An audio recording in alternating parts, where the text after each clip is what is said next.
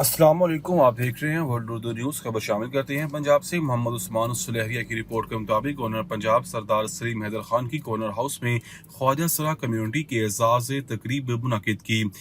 Governor سردار سلیم حیدر خان نے خواجہ سراؤں میں ration اور کپڑے تقسیم کیے. خواجہ سراؤں کی قیادت ڈاکٹر زینی نے کی. گورنر پنجاب سردار سلیم حیدر خان نے اس موقع پر خطاب کرتے ہوئے کہا کہ رمضان المبارک مسلمانوں کے لیے اللہ تعالیٰ کی خوشنودی اور رضا حاصل کرنے کا بہترین موقع فراہم کرتا ہے. گورنر ہاؤس میں زندگی کے ہر شعبے سے تعلق رکھنے والے افراد کو عزت دی جاتی ہے. ایسے ادارے قائم کرنے کی ضرورت ہے جہاں خواجہ سراؤں کو ٹیکنیکل سکلز سکھائی جائے. تھوڑی سی توجہ سے خواجہ سراؤں کو ہنرمند بنا کر معاشرے کا مفید شہری بنایا جا سکتا ہے. خواجہ سرا بھی معاشرے کا حصہ ہیں، انہیں بھی اپنی خوشیوں میں شامل کرنا ہے. Chairman peoples party Bilawal Bhutto Zardari بہت جلد گورنر ہاؤس افطاری پر آ رہے ہیں. ہم سب نے مل کر بلاول بھٹو زرداری کو ملک کا وزیر اعظم بنانا ہے.